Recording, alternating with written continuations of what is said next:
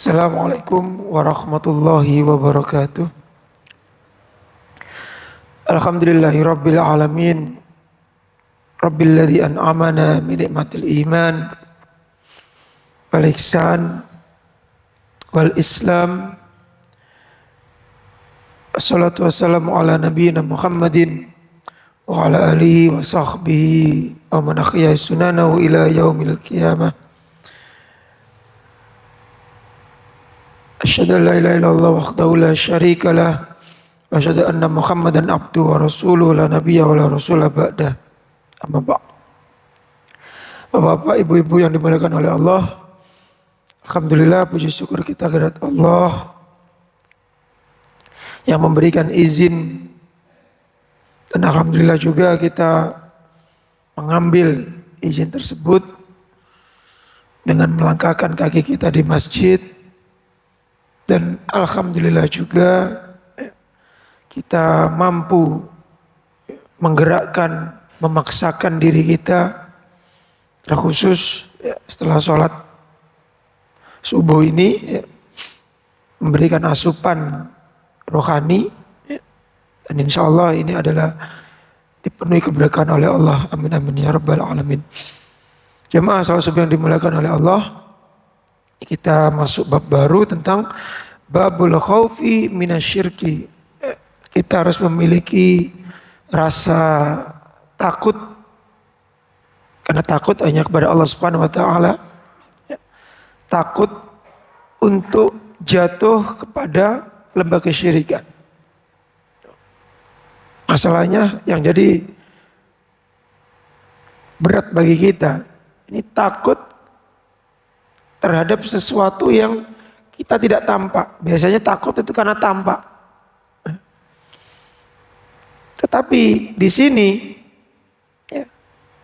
kita ternyata setiap hari itu banyak dipenuhi dengan ketakutan-ketakutan yang tidak tampak. Apa buktinya?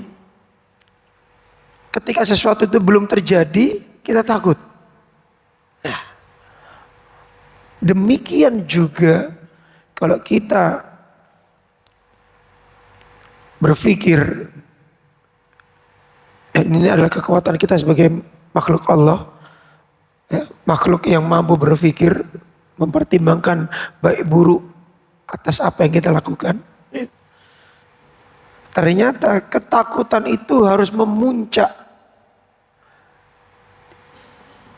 dengan ketakutan yang itu hanya dihadapkan akan apa yang bisa menjauhkan kita nanti dari keselamatan, terutama keselamatan di akhirat. Kalau mungkin tadi ketika apa yang akan terjadi dekat, tapi ini malah ketakutan yang paling jauh, keselamatan kita di akhirat. Karena makhluk Allah yang ini salah di dalam perkiraan kita, yang benar-benar takut dan tahu hakikat takut itu ternyata bukan kita, tetapi syaitan. Ini kan nanti buka di surat Al-Hasyr ayat ke-15 kalau tidak salah. A'udzubillahi minasyaitonir rajim. Kamatsali syaiton id qala lil insani kfur.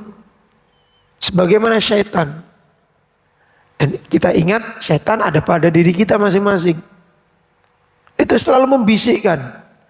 Kamatsali syaiton id qala lil insani kfur. Ketika senantiasa mengatakan kepada manusia, ini bukan masa lalu, tapi sekarang dan sampai akhir kiamat.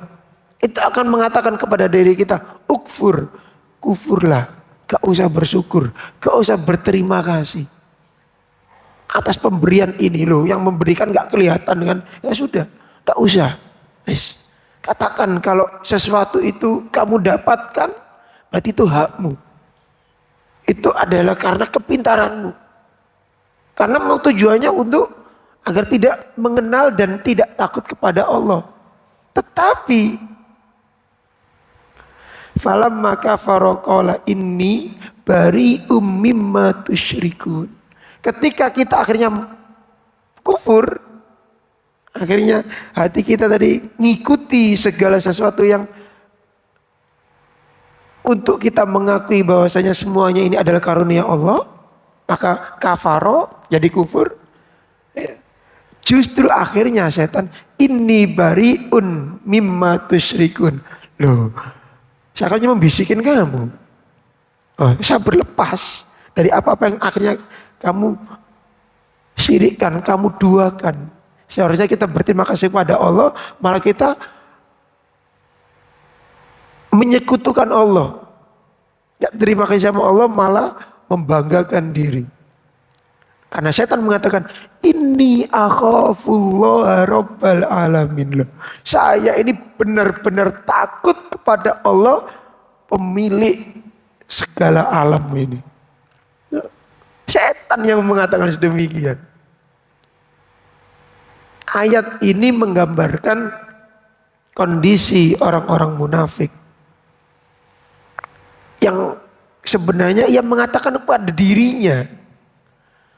Orang munafik itu kan menampakkan kepada orang lain baik, ternyata dia ada niatan jahat.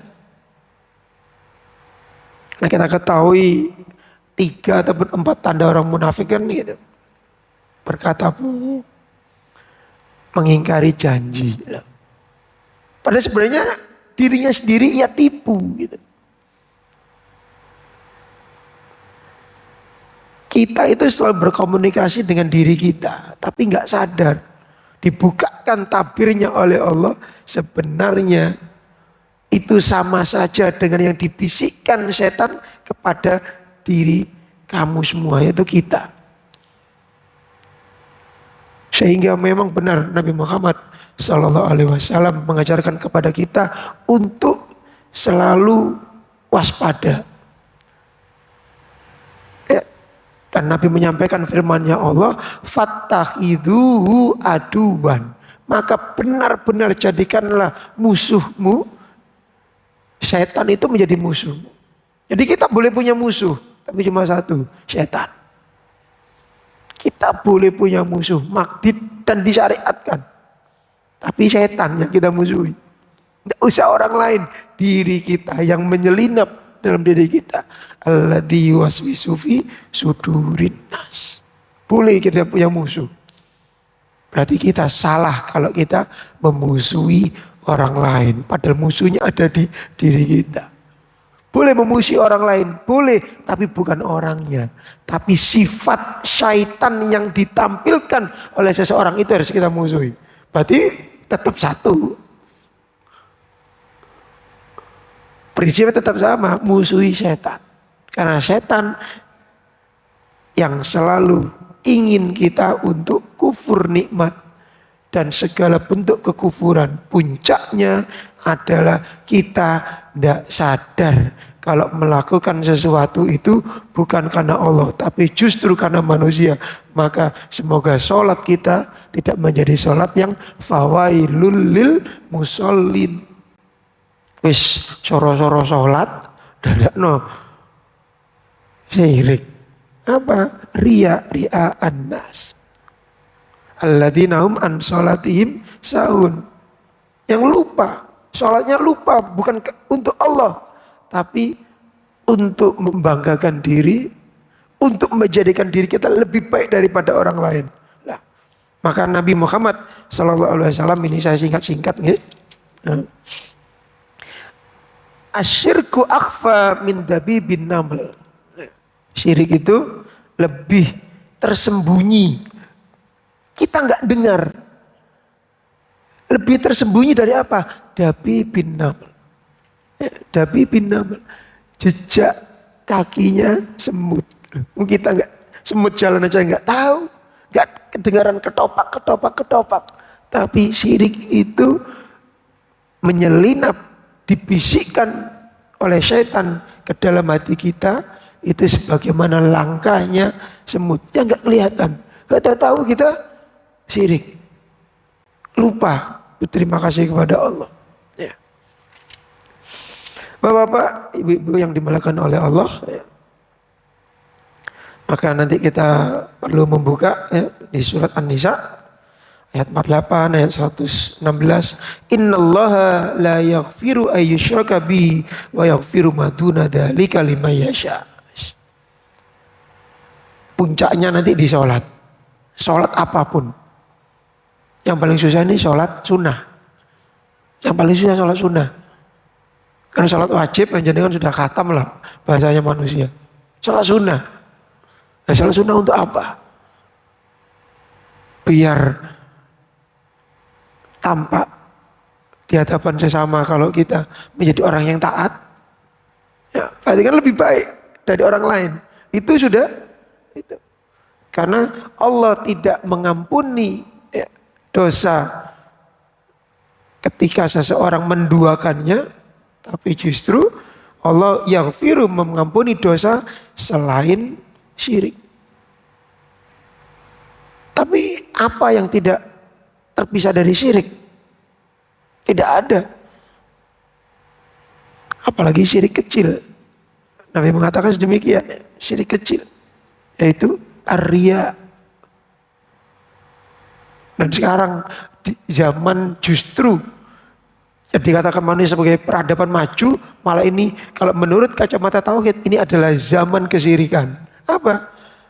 Orang nggak perlu, biasanya orang kalau mau gaya berhadapan dengan orang secara face to face. Ini tidak ya. Berada di kamar buat status, malah orang yang jauh di belahan bumi sana tahu kalau kita ini sedang membanggakan diri kita. Naudzubillah min dzalik. Dan ini jauh-jauh hari Nabi sudah mengisyaratkan. Salasun muhlikatun. 3 hal yang bisa menghancur leburkan pahala kita. Menghancur leburkan status kita yang dari semula, dari penciptaan itu sudah tinggi. Khalifatullah fil ard. Salah satunya adalah ijabul mar'i binafsihi. Yang menghancur leburkan diri manusia nanti di hadapan Allah adalah ketika apa? Dia ijabul nafsi. Ijabul mar'i binafsi. Membanggakan dirinya. Bahwasanya dirinya itu bla bla bla bla. Bangga diri. Padahal yang seharusnya bangga cuma Allah subhanahu wa ta'ala. Ujub. Kita kena penyakit ujub. Naudzubillah min dzalik. Maka mari dengan semua kita semua tidak ada kata terlambat. Kita masih diberi nafas oleh Allah. Karena siapa yang diampuni oleh Allah? Liman. Jadi la yaghfiruhu liman lam yatub minhu. Tidak akan diampuni kalau kita melakukan kesyirikan kemudian tidak tobat, maka akan diampuni oleh Allah kalau kita tobat.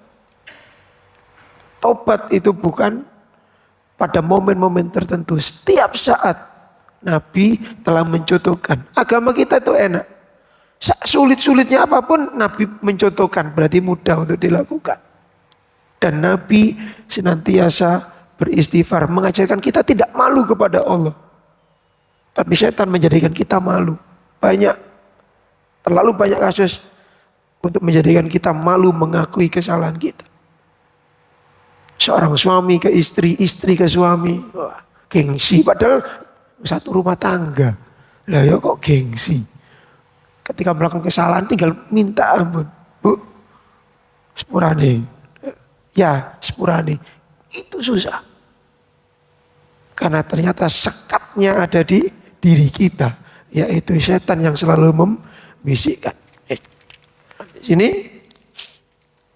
ya, akhwafu ma akhafu alaikum asyirkul asghar. Nah, ketakutan yang paling aku takutkan, Nabi mengatakan, yaitu syirik al-asghar. Fasil anhu, kemudian ditanyakan, apa gerangan? Yaitu riya. Wa syirku akhfa min dabibin naml, dan syirik adalah lebih tersembunyi. Kita nggak akan pernah sadar sebagaimana jejak kaki semut yang kita tidak mendengar suara langkahnya. Wal syirku illa ma abida min dunillahi au madu'iyam Allah. Apakah syirik itu hanya menduakan Allah dengan selain dirinya? Qala Tidak sebenarnya. Ada kesyirik, karena ingat syirik tadi itu seringkali tidak kita sadari. Kemudian Nabi mengatakan, sakalatka ummuka. Yang seringkali terjadi pada umatku, syirik yang tidak sempat untuk dimintakan taubat. Apa? Sakalatka ummuka. Ketika, ini kalau bahasanya, ketika kita ditinggal oleh ibu kita, meninggal. Ataupun kalau kita generalkan, ketika kita ditinggalkan oleh sesuatu yang kita cintai, kehilangan maksudnya. Akhirnya merasa, lu kehilangan saya.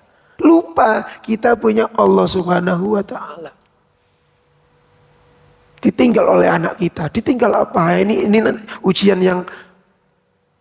yang besar dan tidak kita sadari. Karena ketika kita kehilangan sesuatu, seolah-olah kita itu hilang harapan. Padahal dengan bahasa yang lain, maka tauhid kita ini harus benar dan harus kita perkuat. Setan akan selalu mencabut hal tersebut. Inginnya terhadap diri kita itu hilang harapan. Karena ketika sesuatu itu sudah kita miliki, seolah-olah dia akan bersama kita terus menerus. Padahal diri kita juga bukan milik kita, mutlak miliknya Allah Subhanahu wa ta'ala. Makanya sangat unik ketika Nabi mengatakan, sakalatka ummuka asyirku fikum akhfa min dabibin naml. Ketika engkau kehilangan ibumu, kamu ditinggal ibumu, maka syirik itu langsung mengendap fikum di dalam diri kita masing-masing. Akhfa min dabibin naml. Itu tidak kita sadari sebagaimana jejaknya. Karena seringkali dengan bahasa yang lain Nabi mengatakan, antakula a'tani Allahu wa fulan. Itu terjadi juga. Oh, Allah telah mengaruniakan dengan ini. Tapi diselingi. Ya ini karena perannya seseorang tersebut.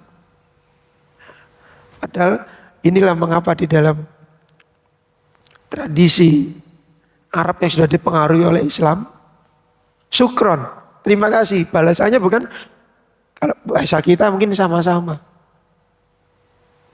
Tapi kalau di tradisi Islam yang telah mempengaruhi Arab, malah afwan, maaf, tidak berat kamu bersyukur kepada saya, syukurnya kepada Allah Subhanahu wa ta'ala. Syukur kepada Allah dulu, baru itu, jangan disamakan, jangan disetarakan. Jadi syukurnya kepada Allah dulu. Nah, karena kita tradisinya sami-sami, sama-sama, ya, maka harus seimbang. Kita ingat selalu semuanya itu Allah yang memberikan melalui si fulan, melalui si fulan. Itu yang harus menancap. Karena kalau tidak, asyirku fikum kata Nabi, syirik langsung mengendap di dalam hati kita. Akhirnya kita ngerasa berhutang budi kepada seseorang tanpa kita ikutkan Allah sebagai pemberi izin. Na'udzubillah. Tetap semuanya itu atas izin Allah melalui si fulan. Sehingga kita berterima kasihnya secara proporsional. Begitu juga rizki anak kita, rizki istri kita, rizki suami kita juga sama. Hanya dilewatkan, pemilik pemberi izinnya adalah Allah Subhanahu wa ta'ala. Semoga kita dilindungi oleh Allah dari segala kesyirikan. Allahumma inna ala dzikrika wa syukrika wa husni ibadatik. Karena semuanya pada hakikatnya adalah milik Allah Subhanahu wa ta'ala. Subhanakallahumma bihamdika nasyhadu an la ilaha illa anta nastaghfiruka wa natubu ilaik. Assalamualaikum warahmatullahi wabarakatuh.